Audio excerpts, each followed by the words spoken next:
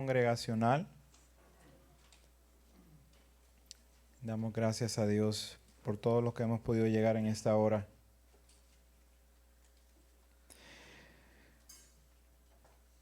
Nos dirigimos a Dios, a nuestro Señor Jesucristo, porque Él nos ha dado acceso por medio de su sacrificio al trono de gracia de Dios. Oremos. Señor Jesús, ascribimos a ti, oh Señor, gloria y poder. Tú reinas sobre todas las cosas y todas las cosas proclaman la gloria de tu nombre. Tu nombre, oh Dios, es glorioso. Tu voz truena con poder. Tu carácter está lleno del esplendor de tu gloria. Hoy, enséñanos tu palabra. Haznos entender el camino hacia la cruz. Hoy, aparta de nosotros el camino de mentira y concédenos tu palabra, para que abandonemos el pecado que nos avergüenza, para que pongamos nuestros ojos en Jesús, autor y consumador de la fe. Que nuestros afectos sean transformados para desear tu regreso, Señor. Que nuestros motivos sean simples y puros, de simple y de sencillo corazón. Que nuestro corazón no te traicione. Que nuestro corazón no se avergüence de ti. Que nuestro corazón no te niegue, ni en palabras ni en hechos. Oh querido Señor Jesús, guíanos en este día para no ser arrastrados por la corrupción de nuestro corazón. Que no seamos atrapados en la tentación, sino líbranos del mal, líbranos de la influencia de este mundo. Líbranos de la fama y de la vanidad de este mundo caído. Y llévanos a desear con gozo el día que veamos tu rostro, que podamos disfrutar en estos días de las primicias de tu Espíritu, en la seguridad y sello de tu salvación. En ese gozo oramos en el nombre del Señor. Amén, amén. Bien, hermanos, en estos momentos me da un gozo, una alegría de presentar a nuestro predicador, mi hermano, mi amigo y pastor Cristian, que viene desde Costa Rica y va a estar hoy predicando, exponiendo la palabra de Dios. Y ya no necesita introducción aquí porque ya todos los conocemos. Así que, mi hermano, por favor. Va de nuevo. Te bendiga. Gracias, José.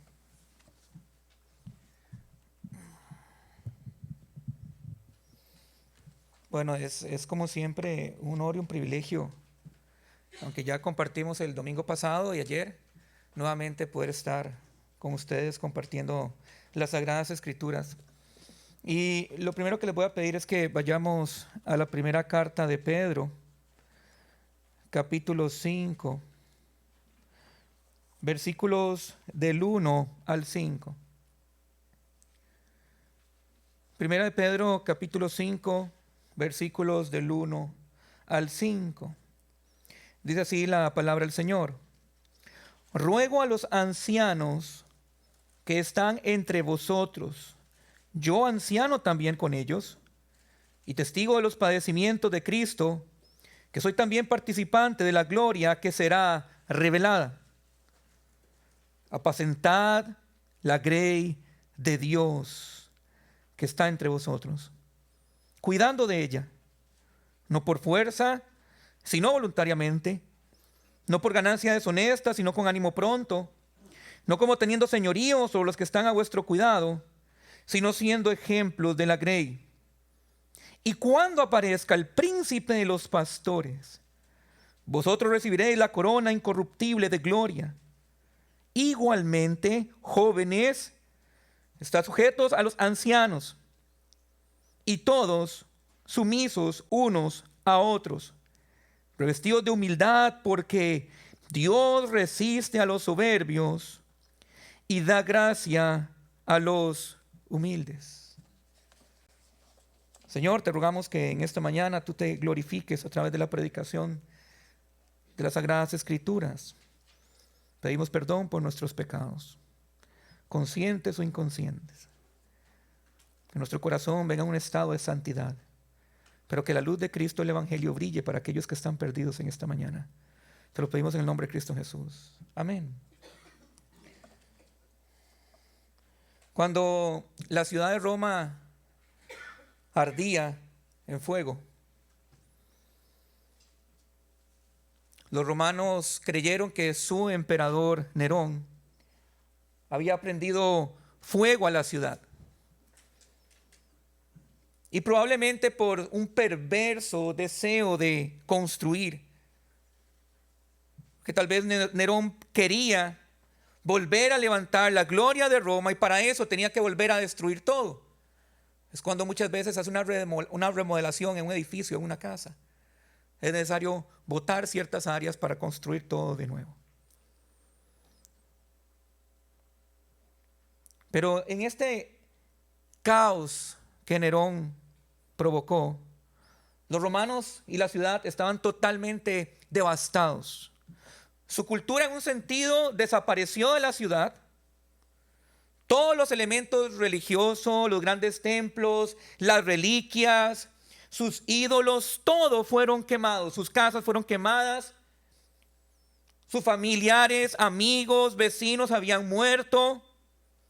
Y comenzó a crecer un gran resentimiento amargo hacia Nerón, su emperador. Y Nerón se dio cuenta que él tenía que hacer algo al respecto. Y era redirigir la hostilidad del pueblo hacia alguien más. Y como suele pasar en la historia, ese chivo expiatorio del emperador fueron los cristianos, quienes ya eran odiados por tener una alianza con el pueblo judío y porque ellos eran vistos, y vea qué importante, eran vistos como personas hostiles a la cultura romana.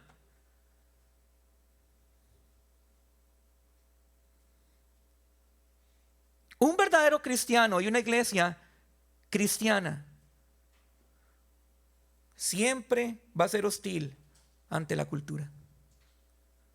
Y eso es lo que estaba pasando con los cristianos de la época.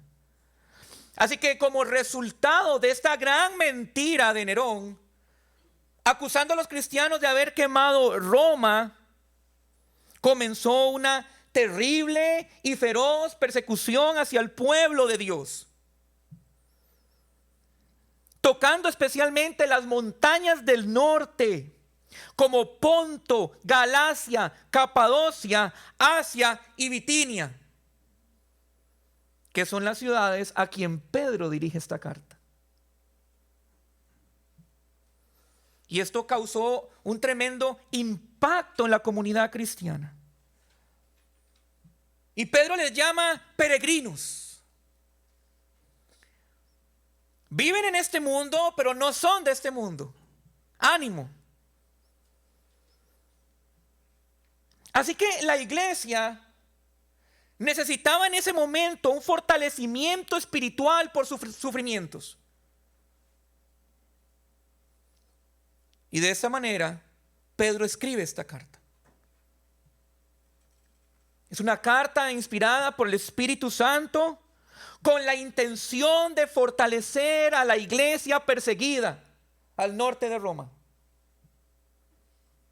Y esto es bien importante porque muchas veces cuando venimos a la fe, cuando nacemos de nuevo, venimos a la iglesia, por alguna razón pensamos que todas las cosas van a mejorar.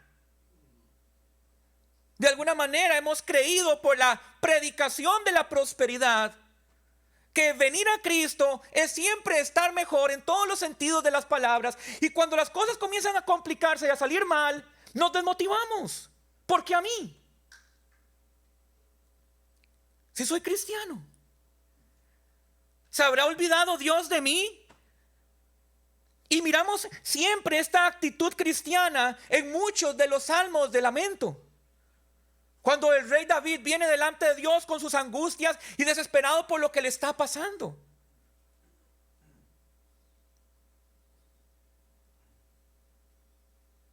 Y Pedro sabía que la iglesia estaba sufriendo. Y esta es la temática de la carta. Porque si ustedes miran unos pasajes antes, en 1 de Pedro, del 4, del 12 al 19, se van a dar cuenta que Pedro está hablando de no sorprendernos del fuego de la prueba que nos ha sobrevenido, como si fuera algo extraño. Él habla de gozarnos en las pruebas, porque estamos compartiendo los padecimientos de Cristo. Que si somos vituperiados, perseguidos, acosados por la sociedad, en el nombre de Cristo seremos bienaventurados. Que ninguno debe padecer por sus pecados, sino por el nombre de Cristo. Pero que si padecemos en el nombre de Cristo, que ninguno se avergüence, sino que glorifique a Dios en medio del sufrimiento y en medio de la prueba. Y si nos damos cuenta, otros versículos después del capítulo 5, los versículos que leí, a partir del 6 al 11, Pedro dice que debemos humillarnos como iglesia, bajo la mano poderosa de Dios, porque Él en su momento exaltará, levantará a los caídos. Que todas nuestras ansiedades por los problemas que se vienen en la vida o a causa del nombre de Cristo, tenemos que traerlos delante del trono, que tenemos que ser sobrios, que tenemos que velar, porque Satanás anda como león rugiente viendo a ver a quién devora. Así que él anima a la iglesia a resistir con fe. Así que estos 5 pasajes evidentemente se encuentran en un contexto de persecución y de sufrimiento. Y entonces Pedro hace un llamado a los pastores y a la iglesia. ¿Cuál es su deber en medio de la tribulación, en medio de la prueba? Y le garantizo a esta iglesia, vendrá tribulación. Y entre más fieles sean a Cristo, entre más fieles sean a su palabra, entre más fieles sean en salir al mundo y ser la luz y la sal del mundo, más persecución tendrán el día de mañana.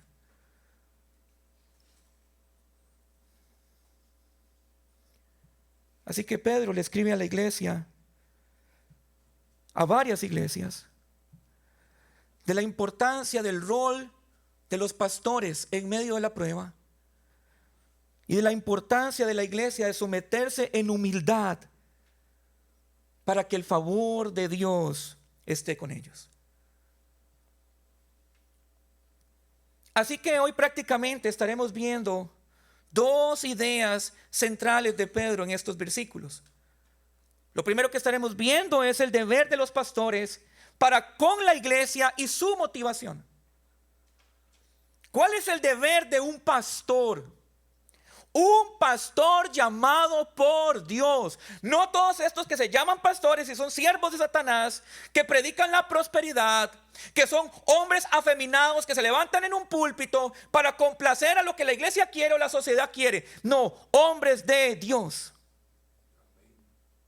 ¿Cuál es su deber? ¿Y cuál es su motivación? Y lo segundo que estaremos viendo es cuál es el deber de la iglesia para con Dios, para con sus pastores, y cuál es su motivación. Así que quiero que me acompañen nuevamente Porque estaremos viendo primeramente el deber de los pastores para con la iglesia y su motivación, de los versículos del 1 al 4. Ruego a los ancianos que están entre vosotros, yo anciano también con ellos y testigo de los padecimientos de Cristo, que soy también participante de la gloria que será revelada.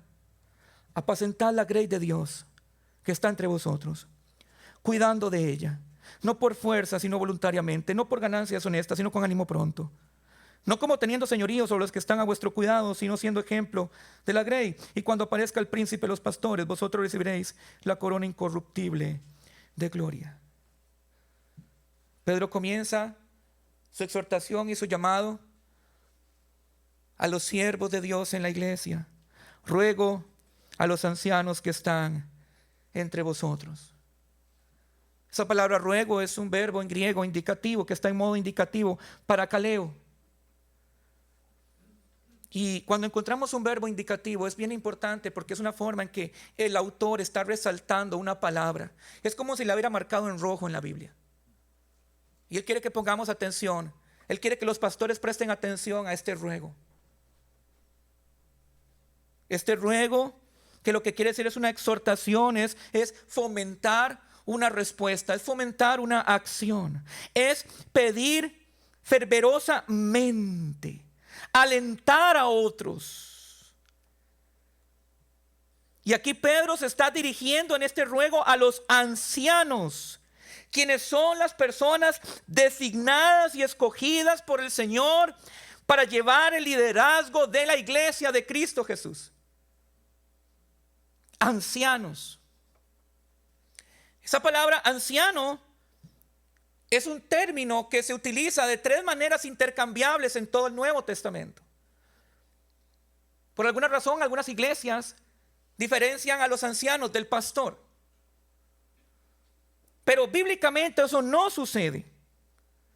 Bíblicamente, cuando hablamos de la palabra anciano, que en el hebreo es presbyterium, es aquella persona que está encargada de establecer la tutela general de las personas que tiene a cargo. Pero no solamente tenemos la palabra anciano, que es presbyterium, sino que tenemos la palabra obispo o supervisor, episcopos en griego, junto con la palabra pastor, poimen, que encontramos en Efesios 4:11. Así que cuando Pedro dice ruego a los ancianos, es lo mismo que decir ruego a los obispos y ruego a los pastores de la iglesia. Son términos intercambiables en la Biblia.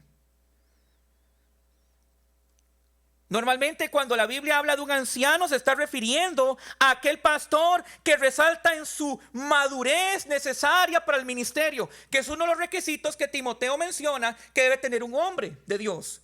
No debe ser un neófito.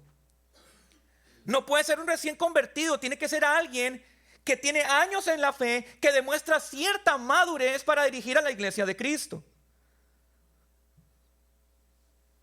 Cuando se utiliza la palabra obispo, supervisor, es alguien que es responsable de la tutela, del cuidado general. Obispo está observando a la congregación del Señor para cuidarlos. Y el pastor es aquel que apacienta y que alimenta al rebaño de Dios. Así que estos tres términos intercambiables realmente también enseñan características que tiene que tener aquel hombre de Dios que ha sido escogido para dirigir, para apoyar o para pastorear a la iglesia del Señor. Ruego a los ancianos que están entre vosotros, yo anciano también con ellos. Miren la humildad del apóstol Pedro. Yo anciano con ellos. Yo sé lo que están pasando. Yo también soy un pastor. Recordemos que Pedro era el líder principal de la iglesia de Jerusalén. Era un pastor en la iglesia. Un pastor que había tenido un discipulado personal de 3 años con el Señor Jesucristo, día y noche. Un hombre que Dios permitió que el diablo zarandeara cuando él negó a Cristo 3 veces cuando cantó el gallo. Y fue humillado en su orgullo y en su vanidad de decir, Señor, yo nunca te negaré, nunca. Y lo negó. Pero miramos cuando el Señor Jesucristo, después de haber resucitado, busca a su amado y querido amigo Pedro y decirle: Pedro, ¿me amas? Pues apacienta mis ovejas. Pedro, ¿me amas? Apacienta mis ovejas. Y así el Señor Jesús restaura el corazón de Pedro para que nunca más lo pueda volver a negar hasta el día de su muerte, que es crucificado boca abajo, porque no se sintió digno de morir como su Señor. Es este hombre que ha pasado por tanto, ha sufrido por tanto, que hace llamado a sus hermanos de batalla, que les ruega con un corazón contrito, humillado, entendiendo lo que están pasando, pero se identifica con ellos. Ruego a los ancianos que están entre vosotros, yo anciano también con ellos, y testigo de los padecimientos de Cristo. Esto es bien importante. Pedro estuvo desde el principio del ministerio de Cristo hasta su ascensión al cielo. Él fue testigo de todos sus padecimientos. Él estuvo cuando él fue crucificado. Él estuvo cuando fue blasfemado. Él estuvo cuando fue injuriado y golpeado. Él estuvo ahí. Él vio lo que Cristo pasó. Y eso evidentemente en Hechos de los Apóstoles, si recuerdan en el capítulo 1, era un requisito para el apóstol. Hoy tristemente hay muchas iglesias que creen que los apóstoles existen el día de hoy y le llaman el apóstol tal y el apóstol tal y le tiran una alfombra roja porque viene el apóstol de Dios. Esta gente evidentemente nunca han leído Hechos capítulo 1, que estipula que para ser un apóstol de Jesucristo tuvo que haber estado del principio de su bautizo hasta su ascensión en el cielo. Y que yo sepa, ningún hombre hoy ha podido ver eso con sus ojos. Pero Cristo sí. Pedro sí lo había visto. Y él dice: yo fui testigo de los padecimientos de Cristo. Y esto le da una identidad y autoridad apostólica. Pero miren, no se dejen engañar. Él primero se identifica de manera humilde con ellos. Yo soy anciano con ustedes, pero quiero que sepan que también soy un apóstol del Señor Jesús, de su Salvador y de su Dios, para que así ellos tuvieran una motivación adicional de obedecer. Así que Pedro ruega a los ancianos que están entre ellos, ancianos junto con él y testigos de los padecimientos de Cristo, del cual él es también participante de la gloria que será revelada. Aquí Pedro comienza a motivar a los ancianos. Y es que yo quiero que piensen por un momento que es ser un pastor en tiempos de la persecución romana, donde agarran a los cristianos, los llenan de brea y los encienden como antorchas por la ciudad de la capital, donde son arrestados y lanzados a los leones junto con sus hijos para ser devorados, donde los emperadores tomaban y cortaban en pedazos a los cristianos y los hacían en carne asada mientras que vivían. Y tú eres pastor de esas congregaciones. El mundo prácticamente se ha acabado. Pero Pedro entiende que hay algo más grande en este mundo, y es la esperanza de la gloria que será revelada. Por eso él dice: yo soy también junto con ustedes. Tenemos algo en común. Somos participantes de la gloria que será revelada. Esta es la motivación que hay detrás de mi ruego. No lo que está pasando ahorita, sino lo que viene. La gloria que será revelada apunta hacia el regreso de nuestro Señor Jesucristo, cuando Él venga con toda su expresión de gloria y majestad para destruir a los impíos, para terminar los gobiernos tiranos, premiar a los suyos y establecer su reino para siempre. No importa lo que estés pasando hoy, iglesia, Cristo está sentado en su trono. Cristo regresará para gobernar por siempre. Y ese es el contexto de lo que está pasando. ¿Te imaginas? Soy cristiano y de un pronto a otro sabes que a tu hermano lo prendieron fuego ahí en Roma. A tu esposa la tiraron a los leones. ¿Qué está pasando? Cualquiera pierde la esperanza así. Y yo creo que todos hemos pasado momentos difíciles que nos hemos dicho, Señor, ¿dónde estás? ¿Dónde estás? Y Pedro lo que hace es apuntar la mirada de estos pastores que están sufriendo hacia la gloria venidera de Cristo. Y entonces les dice, en base a esto, estos son los deberes que ustedes tienen para con la iglesia: apacentad la grey de Dios. Esto es una orden, es un imperativo. Ustedes tienen que pastorear, apacentar y cuidar a este rebaño que está sentido, está dolido, está preocupado, está angustiado, tiene temor.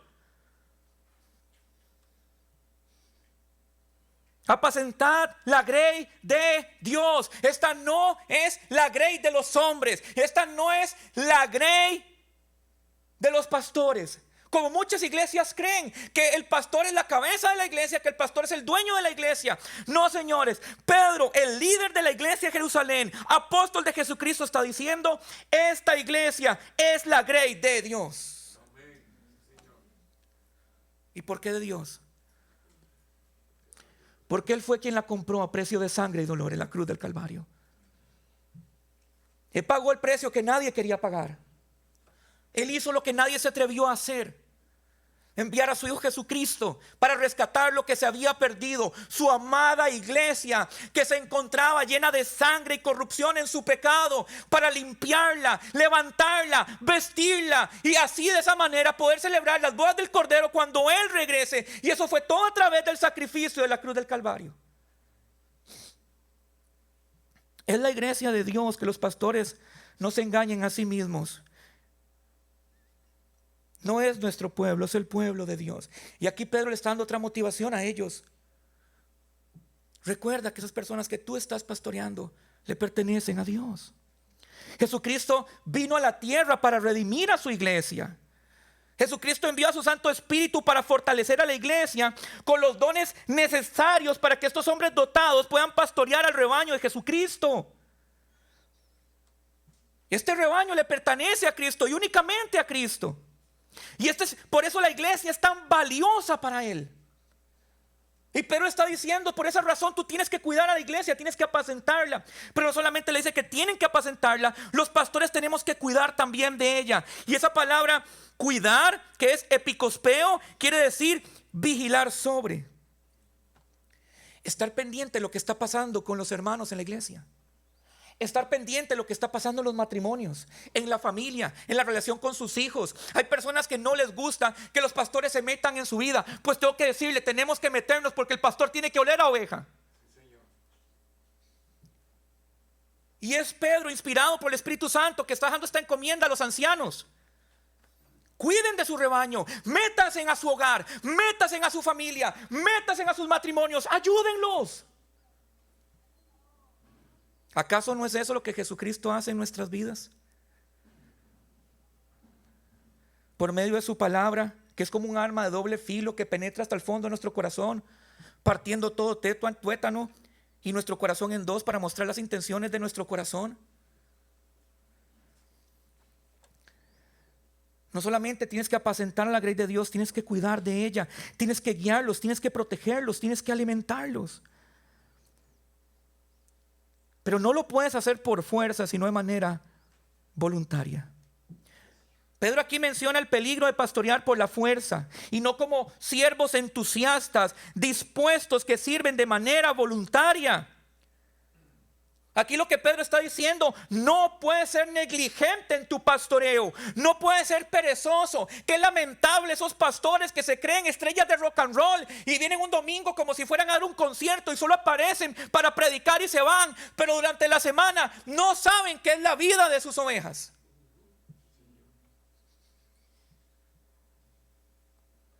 Son vagos, son negligentes. Y Pedro le está diciendo a sus compañeros de batalla: tenemos que trabajar voluntariamente por las ovejas de Cristo. Con un corazón apasionado de entender el privilegio que tenemos como compañeros de batalla. Apaciéntalos, cuídalos, no por fuerza, sino voluntariamente, no por ganancia deshonesta, sino con ánimo pronto. Yo comparto la frase del pastor John Piper cuando dijo: odio y detesto el evangelio de la prosperidad. Pastores haciéndose ricos a expensas de la fe. Pastores manipulando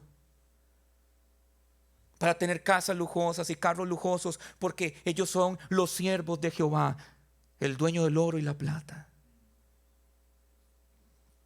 Y aquí claramente el apóstol Pedro, ¿qué haría Pedro si hoy viera ese montón de púlpitos hoy revestidos de plata y de oro con los cheques de las personas honestas que entregan todo en su ignorancia para que estos hombres se hagan ricos? ¿Qué haría Pedro si viera hoy eso en la iglesia?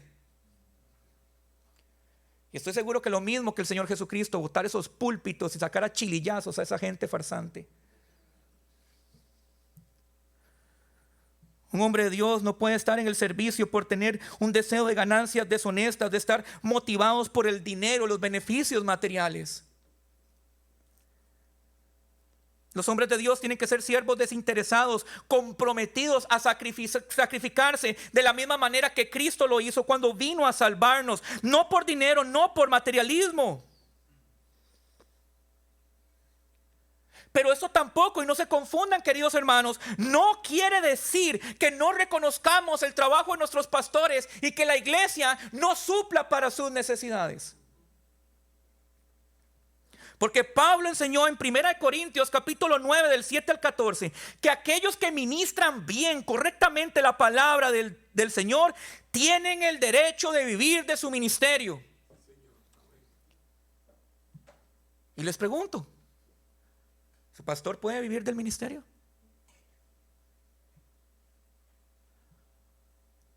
¿O no?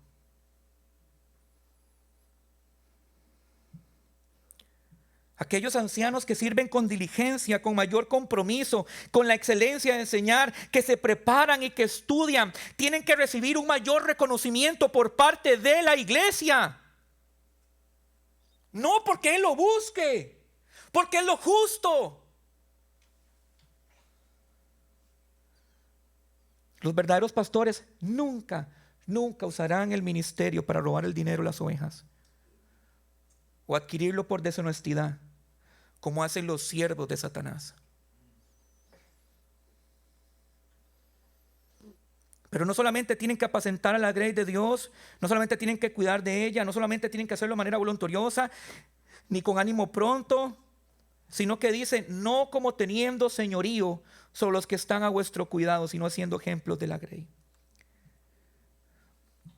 Cuánta ignorancia hay en nuestras iglesias, de que hemos vuelto a muchos pastores como si fueran papas. La cabeza de la iglesia no es un pastor, es Cristo Jesús. Amén. Los pastores son siervos de Cristo, siervos de la iglesia, siervos de sus hermanos.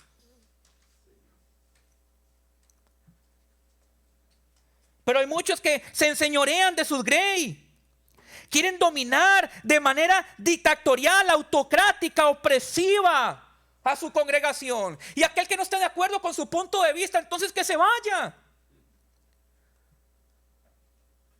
Son elefantes blancos que tenemos que quitar de los púlpitos. La iglesia de Cristo tiene la autoridad de bajar de cualquier púlpito a cualquier hombre que no califique según las Sagradas Escrituras. Pero parece que es al revés. Hay que pedirle permiso al pastor para entrar a la congregación.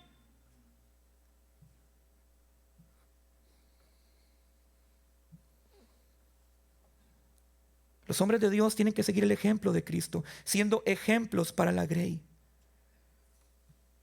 Y para que puedan ser ejemplos de la grey, tienen que participar en sus vidas. Para que vean la vida que ellos tienen que imitar, así como los apóstoles compartieron con Cristo, con el pastor de los pastores. Ellos vieron cómo tenían que actuar. Y eso es lo que me encanta de los evangelios. No solamente miramos las enseñanzas de Cristo, vemos su vida. ¿Cómo era? ¿Cómo trataba a los demás? Y esto es importante para los pastores. Y con todas estas encomiendas, entonces Pedro entiende y sabe que esta no es una tarea fácil de llevar. Tiene que haber una motivación tan grande, que sin importar lo que suceda, sin cuánta gente se vaya a la iglesia, o cuánta gente te deje solo, o cuánta gente muera en la persecución cristiana, tú tienes que perseverar. Y eso es lo que escribe en el versículo 4. Y cuando aparezca el príncipe de los pastores, vosotros recibiréis la corona incorruptible de gloria. Qué hermoso. Qué motivación. A veces tenemos la mirada tan corta de ver nuestras circunstancias hoy. Y como las cosas no están caminando como queremos hoy, nos desanimamos, nos desmotivamos. Ya no queremos venir a la iglesia, ya no queremos orar, ya no queremos leer la Biblia, porque las cosas no se están dando en este momento. Pero mira lo que está haciendo Pedro. Creo que esto no es una enseñanza únicamente para los pastores, aunque en el contexto inmediato lo es. Pedro está apuntando al regreso de Cristo.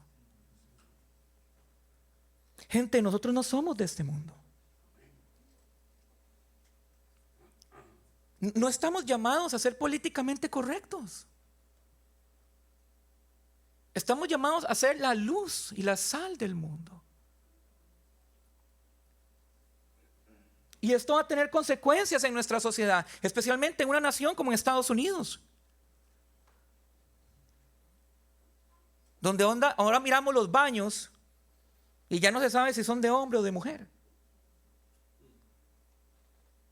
Donde enseñan a los muchachos en la escuela o en el colegio que pueden tener relaciones sexuales como un matrimonio casado.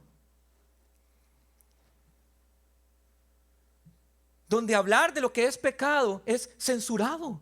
Y ya no podemos tener ni siquiera un canal de YouTube que hablemos en contra del pecado porque nos censuran, o en Facebook.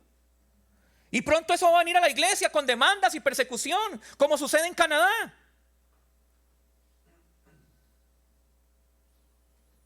Así que Pedro apunta a algo más glorioso.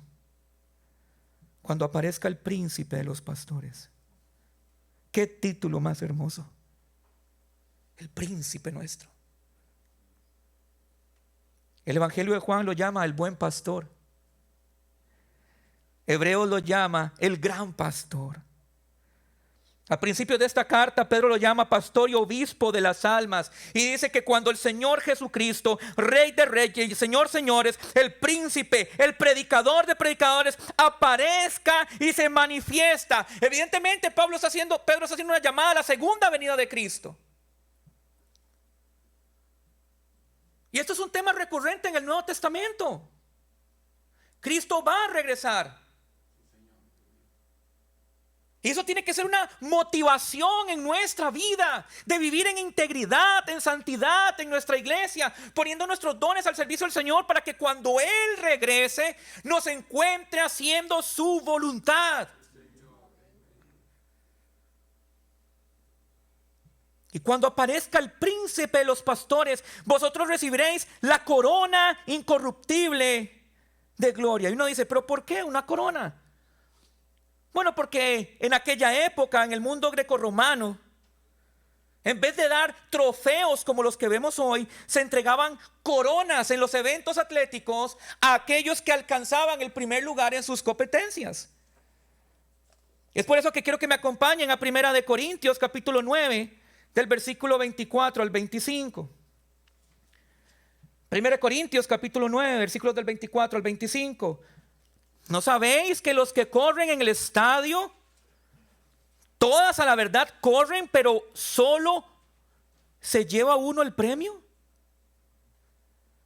Corred de tal manera que lo obtengáis. Todo aquel que lucha, de todo se abstiene. Ellos a la verdad para recibir una corona corruptible, pero nosotros una incorruptible. Amén. Pablo habla de la vida de cristiano como una carrera.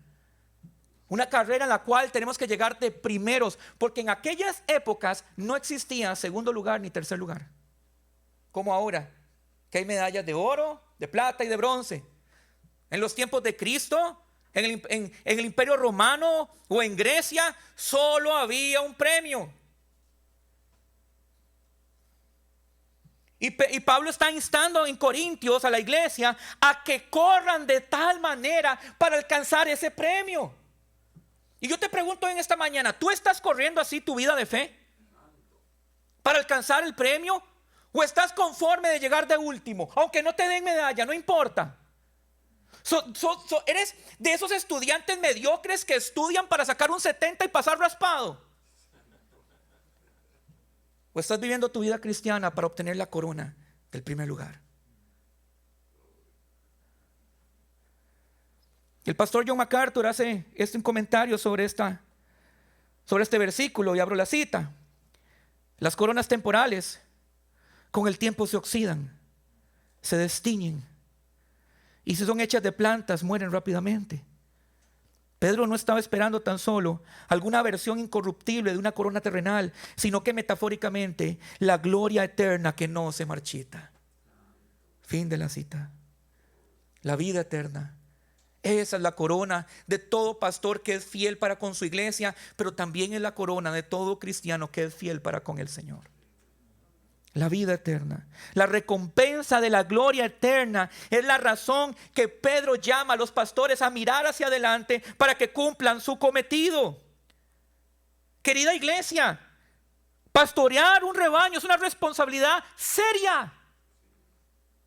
Seria. La Biblia dice que tenemos que rendir cuentas delante de Dios, no solo por nuestros pecados como si no fuera suficiente, sino por las ovejas que Cristo nos ha entregado por su sacrificio vicario en la cruz.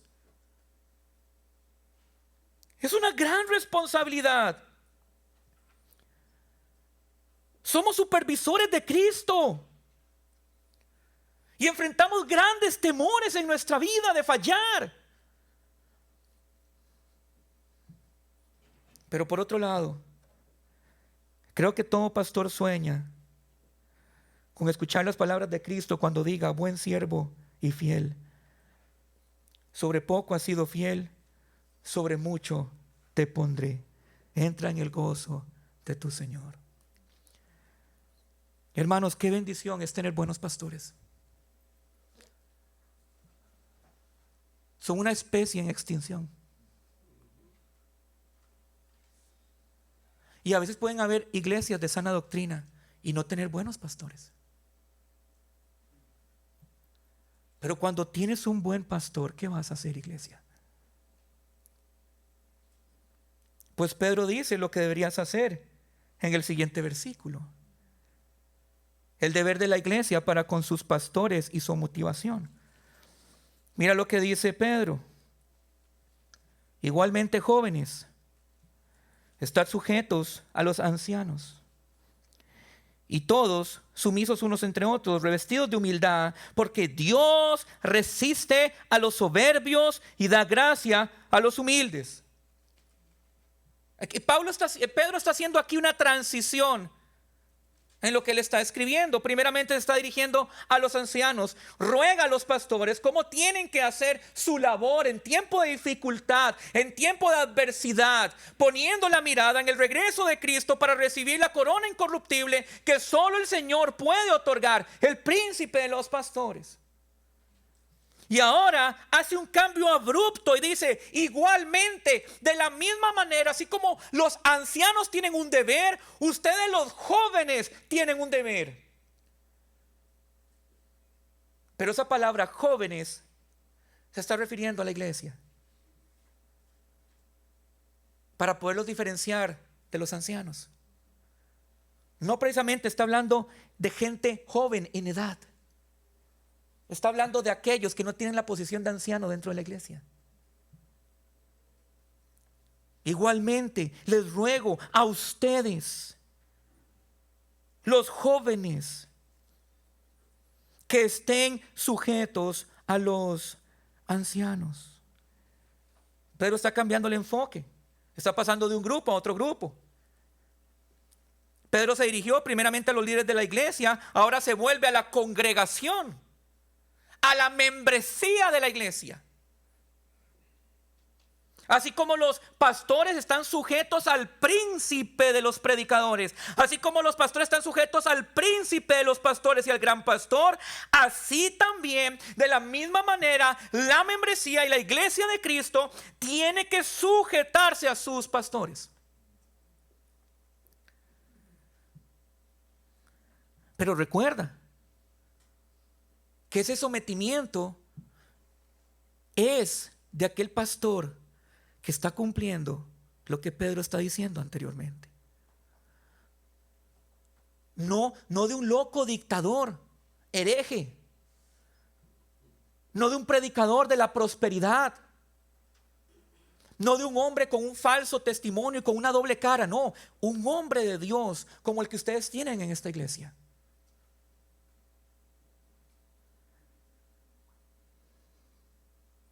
La actitud fundamental en la vida de los santos debe ser la sumisión. Y esto es un tema que Pedro viene tocando en toda su carta. Si ustedes miran 1 de Pedro, capítulo 2, del 3 al 20, él habla que tenemos que someternos a toda institución humana. Él le dice a los criados que tienen que estar sujetos a sus señores. Él le dice a las mujeres que tienen que estar sujetas a sus maridos. Aquí habla de que tenemos que estar sujetos unos a otros, sometidos unos a otros, para ser edificados en el cuerpo de Cristo. Así que en la misma carta miramos cómo Pedro manda que los creyentes se sometan a sus empleadores, a las autoridades civiles y también dentro del matrimonio. Pero no se requiere menos de aquella persona que ha sido encargada de parte de Dios, llamada de parte de Dios, escogida de parte de Dios para que cuide nuestras almas. Con mucho más razón. Tenemos que sujetarnos a nuestras autoridades que han sido divinamente escogidas por Dios. ¿Y cómo sé yo que son divinamente escogidos por Dios? Porque están cumpliendo lo que Pedro está diciendo, porque cumplen con las características de las que habla Timoteo en su primera epístola, en el capítulo 3. Hombres irreprensibles, maridos de una sola mujer, no dados al vino, hospitalarios, benignos, que tengan en sujeción su casa, que no sean neófitos, conocedores de la palabra, maestros de la palabra. Si tienes así un pastor en tu iglesia, yo puedo testificar que así es. Tú tienes que sujetarte y someterte a ese hombre.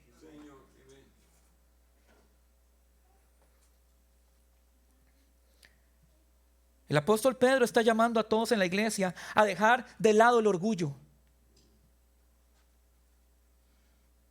El orgullo de la promoción personal y colocarse de manera voluntaria y respetuosa bajo el liderazgo de nuestros ancianos. Pero yo, ¿por qué? Porque tengo que sujetarme. Recuerda las palabras del apóstol Pablo: haya pues en vosotros este mismo sentir que hubo en Cristo Jesús, el cual se hizo siervo hasta la muerte de la cruz.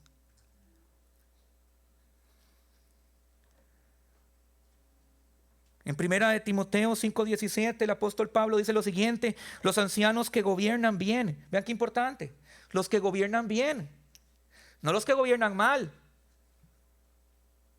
Hay muchas iglesias que la gente tiene que salir corriendo, como en la película de Forrest Gump. Ron Forrest, salga de ahí, huya. Ahí no va a crecer, ahí no va a conocer a Cristo, ahí no va a crecer en santidad, ni mucho menos poder experimentar la gloriosa majestad de Cristo Jesús en su plenitud por la predicación expositiva de la palabra. Son payasos en los púlpitos. Pero aquellos hombres que gobiernan bien tienen que ser tenidos por dignos de doble honor, mayormente los que trabajan en predicar y enseñar. Los cristianos tenemos que estar sujetos a nuestras autoridades, pero especialmente en la iglesia. El proceso de crecimiento espiritual florece con aquellos que han tenido una actitud de sumisión. El orgullo es un impedimento para el crecimiento. Y les voy a decir algo del orgullo: no tiene edad.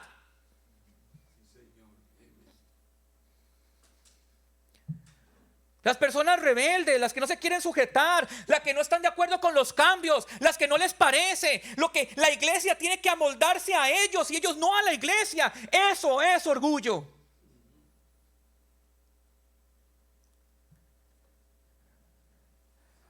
¿Cómo vamos a crecer de esa manera? Y no solo eso, cuando el rebaño, cuando los que se llaman miembros de la iglesia no son sumisos, van a dificultar el trabajo de su pastor. Se lo van a complicar. Y la Biblia dice que más bien no deberíamos ser un dolor de cabeza, sino deberíamos traerle alegría y gozo a nuestros pastores, como tenemos que traerle gozo y alegría a nuestro Señor Jesús. Dificultamos su labor y entonces perdemos la clave para la santificación. Mira lo que dice Hebreos capítulo 13, versículo 17. Hebreos 13, 17. Obedeced a vuestros pastores y sujetaos a ellos, porque ellos velan por vuestras almas, como quienes han de dar cuenta. Oigan esto. Obedézcanlos y sujétense para que ellos hagan su trabajo con alegría. Qué duro es cuando un pastor sufre por su iglesia. Puedo imaginarme a Jesucristo cuando iba a entrar a Jerusalén y sabía que lo iban a negar, y en el año 70 esa gente iba a morir de hambre, asediadas y muertas por el Imperio Romano en el año 70 cuando destruyeran el templo. Él lloró por Israel. Los pastores lloran por la iglesia. A veces tenemos un deseo de salir corriendo. Es tan terrible ese sentimiento. No disfrutamos lo que estamos haciendo por gente que no se quiere someter, gente orgullosa y vanidosa, que no quiere obedecer al Señor Jesucristo, que no quiere someterse a ese hombre que Dios escogió en su sabiduría. Sí, tal vez no es perfecto, pero es el hombre de Dios que escogió.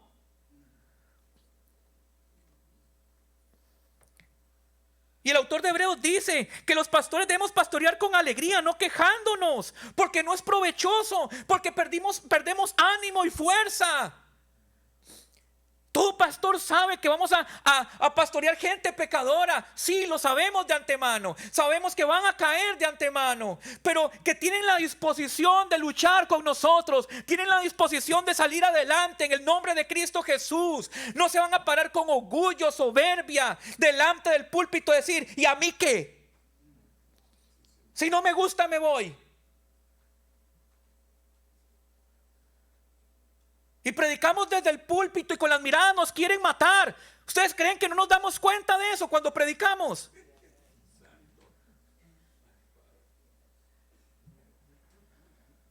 Pero al igual que Pablo, no estamos aquí para ganar el favor de los hombres. Estamos aquí porque somos siervos de Jesucristo.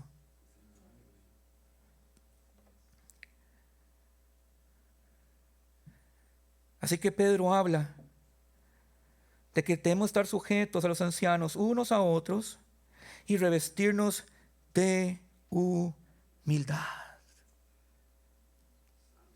En otras palabras, el que no se sujeta no es humilde.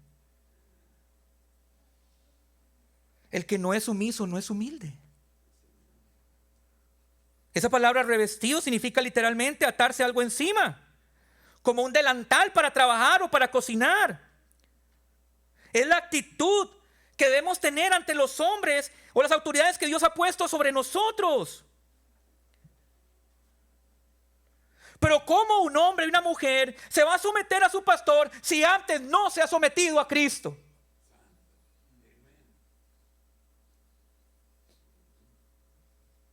Es por eso que la membresía y la iglesia está formada por creyentes, hombres y mujeres que le han dicho sí al Señor, sí a su señorío.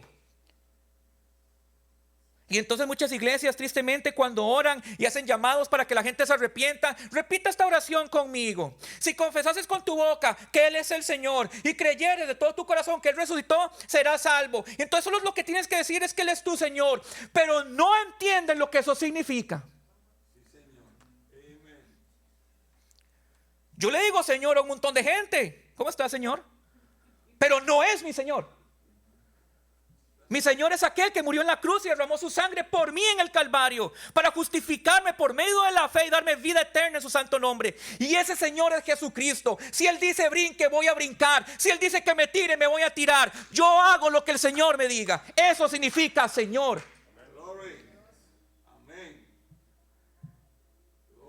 Entonces yo dudo que una persona en la congregación y la iglesia que no se quiere someter, que no está de acuerdo con las cosas, que solo relinchar como si fuera una yegua, se haya sometido primeramente a Cristo. Es un reflejo de lo que hay en su corazón. Y les puedo decir que Cristo no está en su corazón. La humildad es una actitud de autodegradación. Es una actitud de tener una estima baja, real, bíblica en nosotros mismos. Ahora todo el mundo anda diciendo, es que tienes que tener una gran autoestima, una alta estima. Eso es humanismo. Todos somos pecadores y hemos estado destituidos de la gloria de Dios. No somos la gran cosa. No importa si eres un cristiano o no, o simplemente tú eres alguien malo no redimido, o eres alguien malo pero has sido redimido por Cristo. Pero no hay nadie bueno. El único bueno es nuestro Señor Jesús.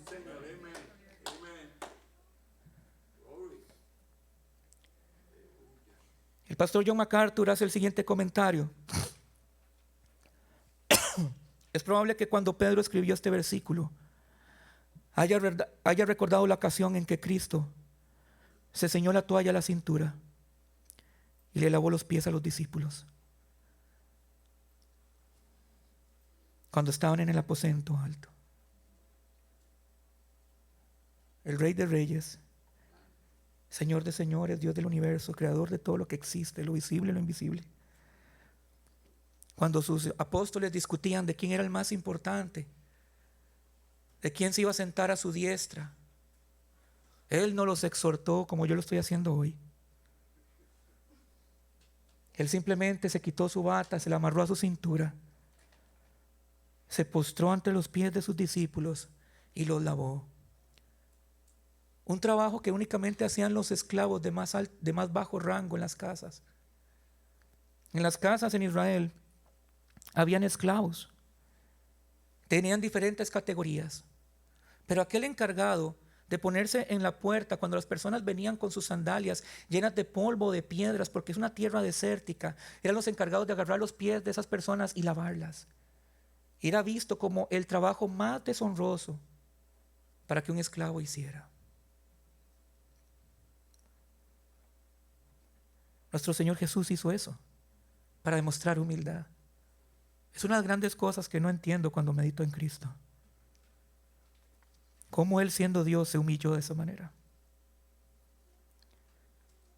Y seguramente Pedro, que fue testigo de ese momento, como su pastor, su maestro, su Dios, su Mesías, el Cristo, el Hijo de Dios, le lavó sus pies en un ejemplo de humildad.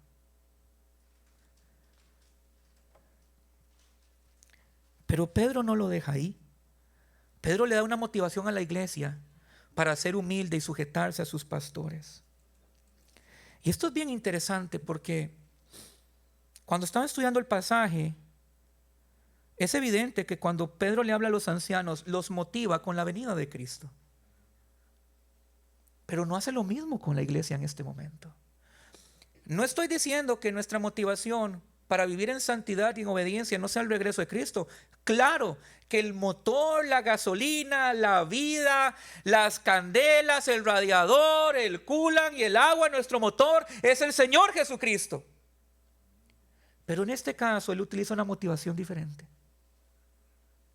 Y tal vez porque Él sabe que la carga, la persecución en la iglesia la lleva el pastor principalmente.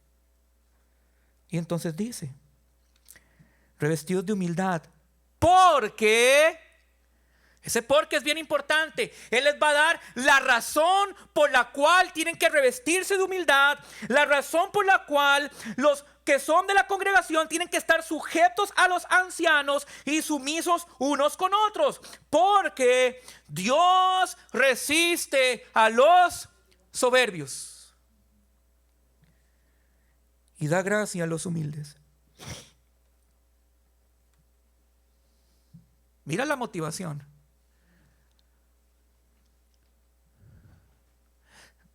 ¿Tú te paras como gallito de pelea delante de tus hermanos y tu pastor?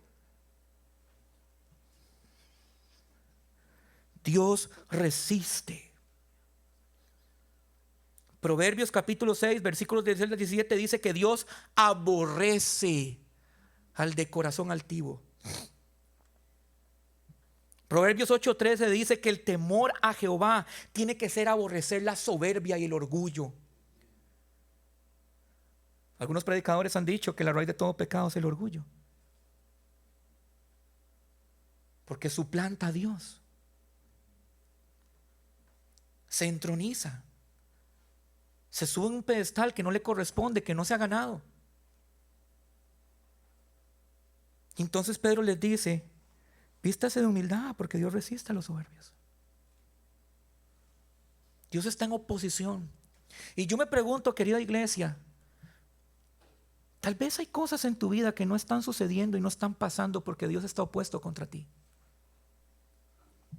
Tal vez eres ese tipo de persona orgullosa y soberbio que tal vez no se pavonea como un pavo real, sino que es el que camina agachadito como haciéndose la víctima, pero por dentro no soporta lo que le dicen, y cuando se le dice algo se enoja, se confronta o no viene o hace mala cara. ¿Serás que acaso que eres ese tipo de orgulloso, hipócrita, mosquita muerta, y tal vez las cosas no se están saliendo en la vida porque Dios está en contra tuya?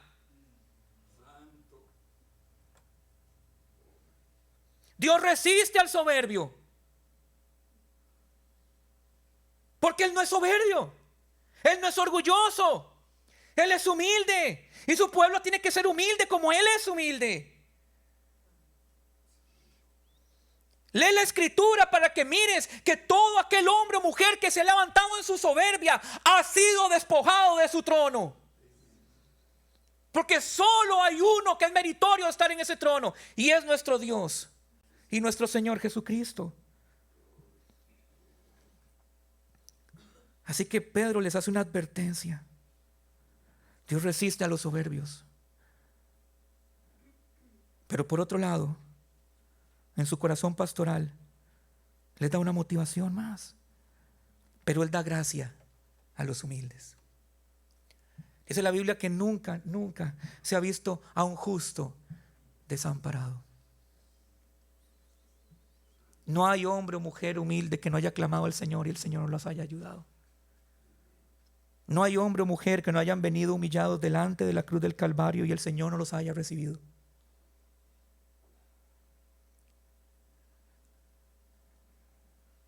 Dios resiste a los soberbios y da gracia a los humildes. Y la pregunta es, ¿por qué todo esto es importante en medio de la prueba? Mira el versículo 6. Humillaos pues bajo la mano poderosa de Dios, para que Él os exalte cuando fuera el tiempo. ¿Sabes lo que está diciendo Pedro? Pedro está diciendo esto: sé que están pasando por momentos difíciles, sé que están sufriendo y que son periodos de prueba, de persecución. Y no sé, querida iglesia, hermanos míos de la fe, o aquellos que son impíos que están hoy aquí presentes en este lugar, ¿qué están pasando? Pero Pedro da una serie de instrucciones que los pastores y la iglesia deben cumplir, porque el único que les puede levantar la cabeza, el único que los puede sacar del pozo de la desesperación es Dios. Pero Dios no lo hace con los orgullosos. Dios no lo hace con los que no se sujetan, con los que no son sumisos.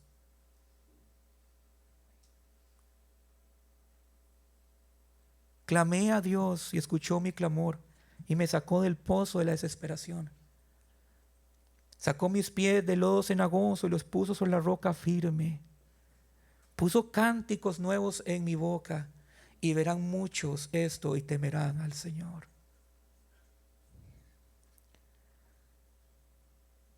Qué hermoso saber que tenemos un Dios que cuando nos humillamos nos exalta.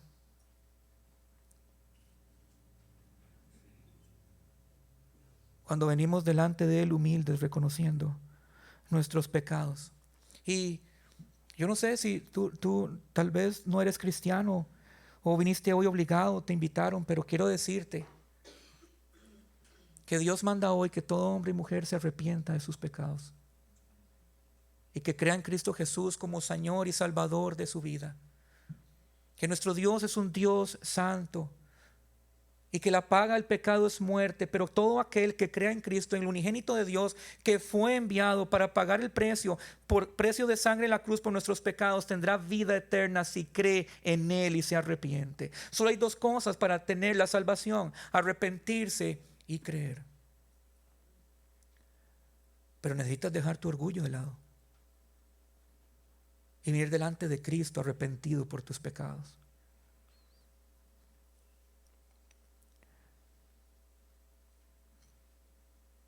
Sí, es una gran comisión lo que los pastores tienen que llevar, especialmente en los tiempos de prueba. Es cuando tenemos que mantenernos firmes y fieles. Pero la iglesia tiene que responder cuando tienen pastores así. Y eso se hace a través del sometimiento, de la sujeción.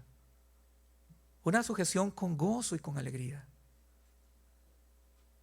Sabiendo que tienen un hombre que Dios ha puesto para cuidarlos, y especialmente en los momentos difíciles, porque tendrán momentos difíciles.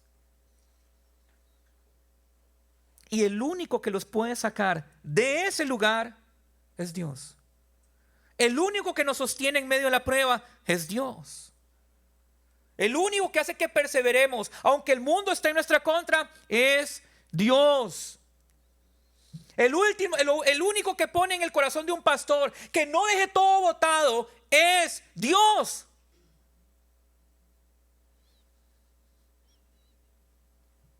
Pero Dios está dispuesto a todo aquel que se humille delante de Él, no que se enaltezca.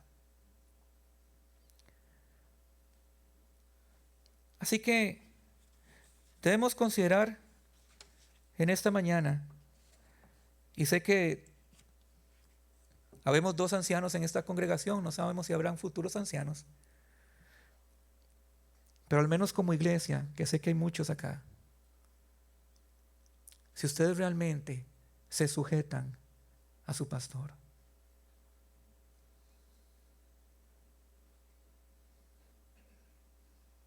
o viven como quieren su vida cristiana, o hacen lo que quieren hacer aquí en la iglesia.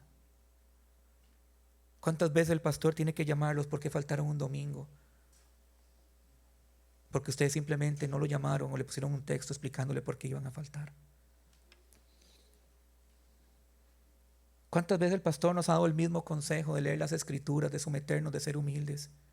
¿Cuántas veces el pastor tiene que buscarnos una y otra vez para escuchar? Pero nosotros simplemente no tenemos tiempo, no nos queremos sujetar. ¿Cuántos dolores de cabeza le hemos dado a nuestro pastor? ¿Cuán difícil hemos hecho el pastorado? Creo que hay mucho lo que tenemos que arrepentirnos hoy. ¿Saben por qué? Los pastores tienen un príncipe, un rey que responde por ellos, y es el Señor Jesús. Si no te sujetas a Él es porque no estás sujeto a Cristo. Debemos pedir perdón hoy al Señor Jesucristo primeramente, por no confiar en su sabiduría de haber escogido el hombre que escogió para pastorearnos, por no mirar a ese hombre como un embajador del reino, un hombre que va a tener que rendir cuentas por mí. Eso no lo van a hacer nadie más en la vida sino más que tu pastor. Y luego, si eres consciente de tu pecado, pídele perdón a tu pastor y sujétate. Sé humilde, porque tarde o temprano vamos a necesitar la mano del Señor para que nos saque del pozo cenagoso. Y los orgullosos les garantizo que se van a quedar donde van a estar. Que Dios nos ayude en esta mañana. Vamos a orar. Señor, Gracias por tu fiel consejo en los momentos difíciles. Te ruego que ayudes a José, que me ayudes a mí y a todos los pastores que tú has escogido alrededor del mundo para que puedan guiar a tus iglesias y servirle a tus iglesias. Que apacentemos a tu grey, que cuidemos de ella, que lo hagamos con ánimo y no por ganancias deshonestas y siendo un ejemplo para ellos. Teniendo la esperanza que cuando tú regreses, mi amado Señor Jesús, nos entregarás la corona incorruptible que tú ganaste por tu sangre. Y para los miembros de la iglesia, para aquellos que son cristianos, que dicen ser cristianos, Señor, pon la convicción en su corazón de su orgullo, de su vanidad, de su insensatez, para que se arrepientan de corazón y pidan perdón primeramente a ti. Y si tienen que pedir perdón a su pastor, lo hagan. Yo ruego que esta iglesia, al igual que la mía, Señor, entiendan la importancia de la humildad, de la sujeción, de ser sumisos unos con otros, de no mirarnos como el último refresco en el desierto, sino como hombres y mujeres pecadores, sin mérito alguno, pero escogidos por ti para la gloria de tu santo nombre.